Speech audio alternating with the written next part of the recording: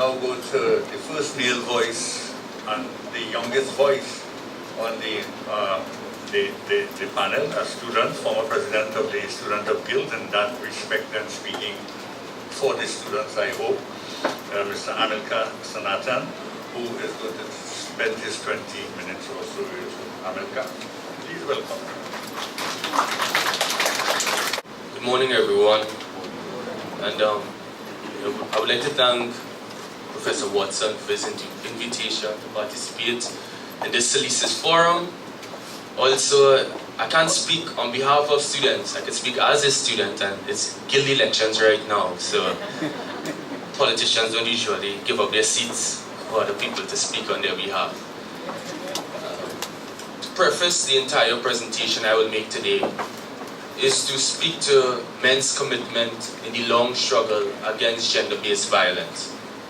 Secondly, I would like to raise a flag for all the young persons, whether they be Facebook activists called clicktivists, and those other young persons who came out on the protest on Friday, who have challenged the very idea that young people are apathetic. And young people feel that apathy sometimes because of one, the fear of failure, and two, that sometimes there is no real potential for justice in Trinidad and Tobago and in the wider Caribbean. And that is the framework by which I will do my presentation this morning. Gender-based violence in general and violence against women more specifically are men's issues. In the Caribbean, there's a status quo of violence. Oh, and then there was light when the man spoke. That's sexism 101. And the woman in the dark giving trouble, come on. In the Caribbean, there's a status quo of violence that makes horrendous acts of abuse and harm appear as normal, as seen in adult violence against children. Private and separate from public intervention, as seen in cases of domestic violence, and in its worst expression, natural, as seen in the recent case of the former mayor of Port of Spain's remarks, which connected female sexuality to an invitation of violence, which assumes men are essentially rapists, violent, thirsty, and stimulated to the point of uncontrolled force and aggression by women. Violence, which is an unequal site of power relations, is gendered. Borrowing a line from bell hooks, I prefer to discuss my presentation in the context of patriarchal violence, for which she describes as a more accurate description of gender-based violence that is connected to sexism and male dominance. Each case of violence in Trinidad and Tobago matters. In high, low, and middle places, people from overseas, under the sea, and by the beach, we must ensure women are safe and live lives free of violence. If we recognize this as a problem of our national development, we are on the right step and action is therefore necessary.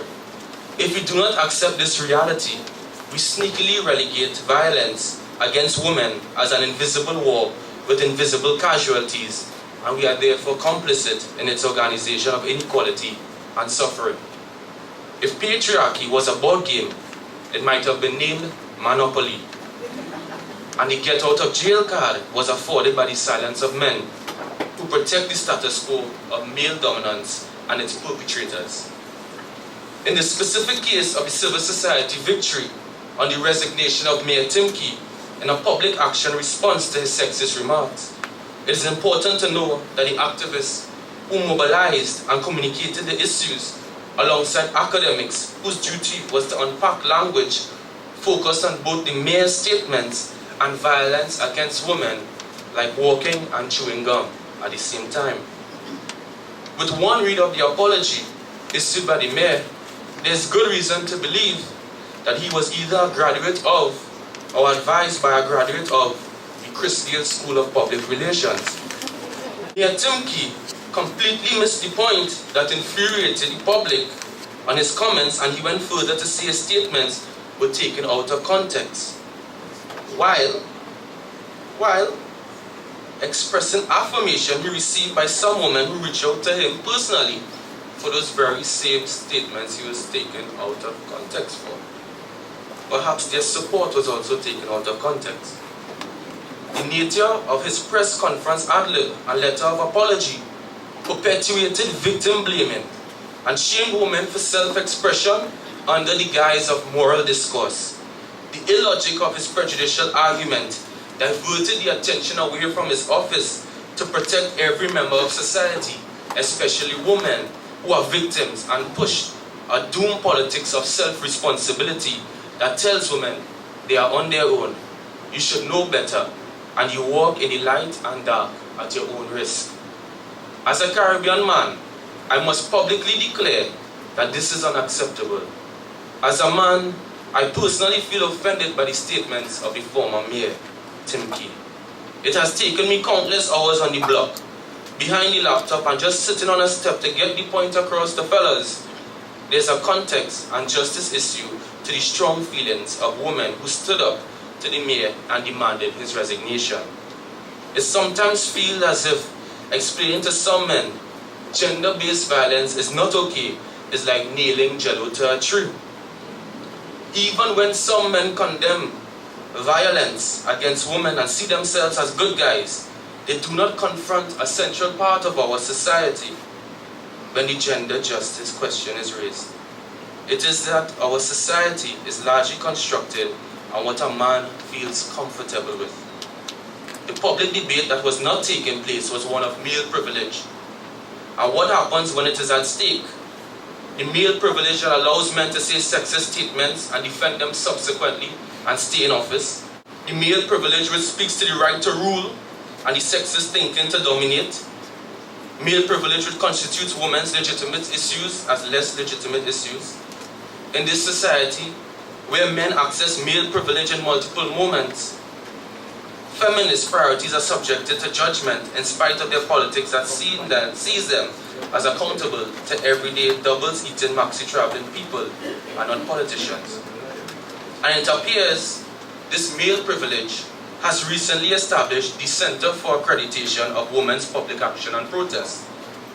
That has a certification process and checklist to qualify which issue is worthy of protesting. Who, when, where, why, and how. Where were you? Radio personalities, Facebook police, and Twitter target shooters have used popular media to further discipline public discourse on women's issues.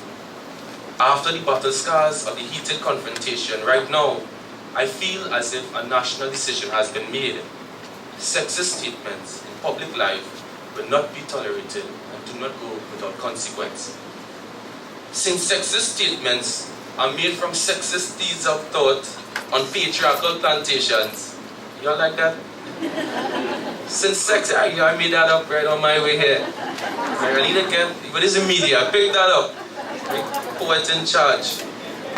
Since sexist statements are made from sexist seeds of thought on a patriarchal plantation, men must join in the long struggle to attack gender-based violence.